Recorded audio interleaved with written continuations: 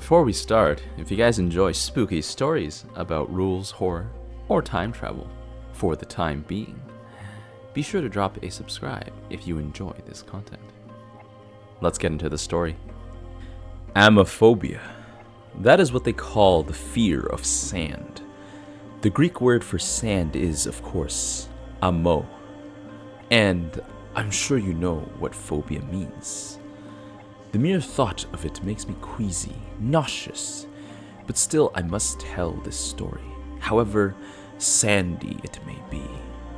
It's a story about the Nevada desert, a ghost town, and a church. I used to live in a small town in the desert. From it, us residents can see the towering mountains beyond, where it is dominated by a distinct red glow. I was a child when I lived there, no more than 15. My friends and enemies were also about that age, and we all lived in a small town. Everybody knows one another. It's a little bit cliche, but that's just how it was. It all started after a sandstorm. We were supposed to stay indoors, away from it. These were dangerous, and I'd read about people being killed in them. Now, then, I hadn't really developed a phobia of the sands, but very soon, I would. Again, we were supposed to stay indoors, but being 15 and rebellious, I and my friends did not. Indeed, we knew that such storms were a danger, but we didn't really pay the warning any mind. We were at the outskirts of town when it started, and soon it became deadly. We all clambered into the car of the oldest boy. His name was Jared, and he was our leader. We attempted to drive back to town, but very soon, visibility vanished completely, and we were lost. Jared driving us aimlessly on what he thought were roads. Very soon, we hit a noticeable bump, and suddenly, we weren't on a road anymore. The car broke down very soon, and we were stranded amidst an ocean of sand. When the storm cleared, we saw a building in front of us. It seemed old, and I sure hadn't seen it around town before. Perhaps we'd stumbled around the older sections that I'd weirdly never bothered to venture out to. "Are we back?" the youngest of us questioned, the cousin of a friend who opted to join us. "I think so," Jared said, thanks to my driving. I got out of the car, then realized something was wrong. The building wasn't on the sand. It was in the sand. Only the upper level jutted out, the lower ones buried, sunken within the sand. It was a ghost town, built in a time so long ago, and now the sandstorm had lifted it up from the depths. I'd read about things like this happening, but to have a whole town sunken in sand, well, that was amazing. "No," I replied. "We aren't back, Jack." Jack began to complain. His sister Jamie punched him for being a brat. Jared walked out of the car and marveled alongside me. Beyond the jutting building, we discovered more of the lost town. Behind this building, there was a saloon. The sign turned over, half into the ground, reading only O-O-N, Un. What looked to be a police station was nearby, and the remains of a barn, dilapidated, also nearby. This whole place looked as if a tornado had picked it up and wrecked it. "I want to go home," Jack cried. "Oh, shut up," his sister growled. Jared went back in to the car, where he pulled out a radio. Very soon, our parents arrived on the scene, as well as the officers, and then an archaeological team, itching to get into the town. And then all was well. We were sent back home, and I remember seeing us on the news, a headline reading, "Local kids discover a town sunken in sand." And I got a bit of pride from that. The archaeological team set up camp there, and they started visiting my town too to restock on supplies, and very soon business was booming. Archaeologists and their workers would stroll in, get a drink, socialize with the townspeople, then get out. I wondered what they did back at the site. Did they find treasure? Did they find ancient artifacts, cursed and evil? Very soon, I had the opportunity to find out for myself. Jared had foolishly led the group into some private property, hoping to look around and cause mischief. Against my better judgment, I had followed him into doing some mischief too. While I never did anything, the authorities thought I did. We, however, weren't punished. The property was owned by one of the archaeologists, a Jason Stone, who decided to settle down in our town. I remember him laughing when he caught us. He was nice. He gave us sweets before he called the police. In the end, we came upon an agreement. The police wouldn't report this under a condition set by Mr. Stone. He wanted us to be productive at least, the older ones, Jared, myself, and a few others. So we went to Stone's archaeological camp to see what they did, help out, carry stuff, learn about the equipment. Most of the time, Jared and the others simply complained. I didn't. I found their bits and bobs interesting and wondered what may be hidden in the sand. A week after volunteering is when it happened. It happened to one of the archaeologists first. We didn't notice at first, but he had abandoned his post, dropped everything, and ran to the center of town and just knelt down. Then he started digging, sending his palms into the sand and sending them away. That's when we noticed him. "Cal, what are you doing?" one of them asked. No answer. The archaeologist named Cal kept digging into the sand, eyes open, never blinking, focused only on removing the sand.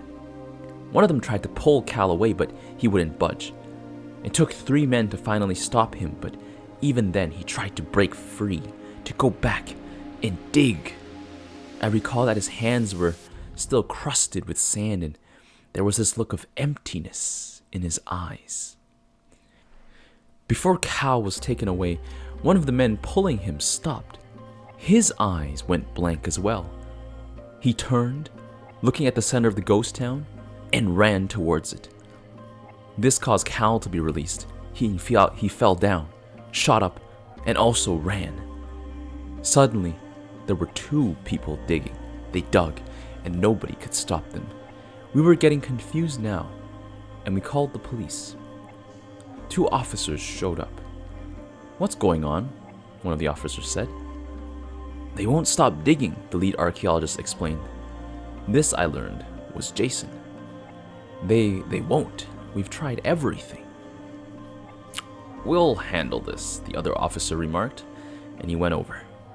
Midway, just as he tapped Cal on the shoulder, he stopped in his tracks, and I saw his eyes go blank. "Hey, Rob, are you okay?" Officer Jonas inquired. "I have to dig." And that was it. Rob bolted for the center of town and started digging, removing the soft red sand with nothing but his fingers.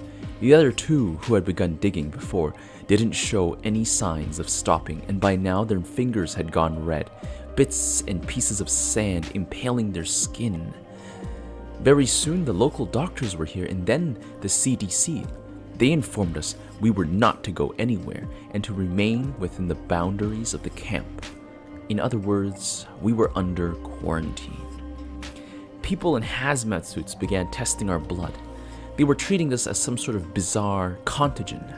After all, it started with Cal, then the archaeologists, and then, when the officer tapped Cal's shoulder, it happened to him too. The doctors set up more tents, removed the ones the people digging had used, and so, for the rest of the day, I remained in my tent, scared and confused. When I got up the next morning, it wasn't just 3 people digging. No, now there were 6. One of the doctors, encased in hazmat, was in the center, digging with gloves on, but still in her bulky suit, digging. The others were people hired to dig by the archaeological team. They seemed to be focused on the act more than the others. We couldn't remove them. They were too strong, too powerful. The doctors tried, but they were attacked by the others, who leapt up and lunged at them. And then there was the first casualty. It was Cal. He had worked himself to death. From what I could tell, his hands had simply fallen apart, bits and pieces of flesh marking the sand, bones chipped away, grinded into bloody bits of dust. We only saw him collapse. He didn't scream. None of them screamed. As soon as Cal fell, it was as if the now pit that was being dug called out to us. Suddenly I turned beside me to Jared, who was eating a sandwich. "I have to dig," he uttered softly, dropping his sandwich, which fell on the sandy earth with a soft thump. Jared had been nowhere near the diggers. That's what we called them now. And it wasn't just Jared, no. One of the doctors dropped everything and ran, and then a few of the people working for the archaeologists. I began to fear for my life. After seeing Cal's demise, I feared being chosen by the pit. Yes, that was the word. I didn't want to die. One by one, we began to stop everything and run to the pit, digging furiously. Very soon, something had been uncovered. It looked like a roof, a flat wooden roof. As soon as it was discovered, the diggers ran around it, continuing to dig, revealing more of whatever structure lay beneath. "What is that?" I murmured, when collectively we realized it wasn't a roof. "That's," someone muttered. A window had been uncovered, and through the windows we could see chairs, tables within, except instead of on the ground where gravity should be pointing, they were on the roof, which was not a roof at all. It was a floor. Somehow the building, whatever it was upside down, and impossibly its contents shared the same bizarre property. As soon as we realized it, more people began to drop everything and dig. Over the next few days, more people died without uttering a sound, just falling, hands having melted into the dust. More people were chosen. More of the building was discovered, and soon we realized what it was. It was a church, upside down, sunken into the ground. We saw the crosses on the wall, upside down to our view. Stranger still, it was as if nothing had disturbed this church. No, it was pristine, clean, and none of the discovered windows were broken, as if the sands itself preserved it from the elements of time. More and more people were being chosen every day. Suddenly, it wasn't just people at the site. Friends and family from the town arrived, blank-eyed, walking straight towards the church with one purpose only: to dig. More and more people died, never collapsing of exhaustion. No, whatever had taken hold of them seemed to keep them intent on uncovering the church. And then one day I felt it call to me. I don't really know what happened to me during my time as a digger, but I remember feeling like digging was all I was meant to do. Nothing in my life mattered anymore. My whole purpose was to dig, and so I dug, digging and digging and digging until my hands bled, never growing tired, never thinking of stopping. And suddenly we all stopped, collapsing to the ground, exhausted. We had uncovered it, the church. And then, before we could do anything, came the first omens of a sandstorm. We were forced to abandon the site. The CDC brought us into these massive vans and we were driven away. I don't remember the drive. I fell asleep, tired, and the next thing I knew, I was in a hospital. They found nothing wrong with us, and so after a month of quarantine, we were let go. Nothing, it seemed, could explain the urge to dig. Meanwhile, the site was never found again. Despite the archaeologists driving back, they never uncovered a thing. No ghost town. No upside-down church. It was as if it had never existed. Me and my friends still talked about it from time to time. Now this is the reason I am telling this story. Jared survived the digging, but now, more than a decade later, the feeling, the call, it has returned. They found Jared dead in the forest in Oregon. His hands had melted into the dirt, bone and flesh scattered about. He was digging a pit.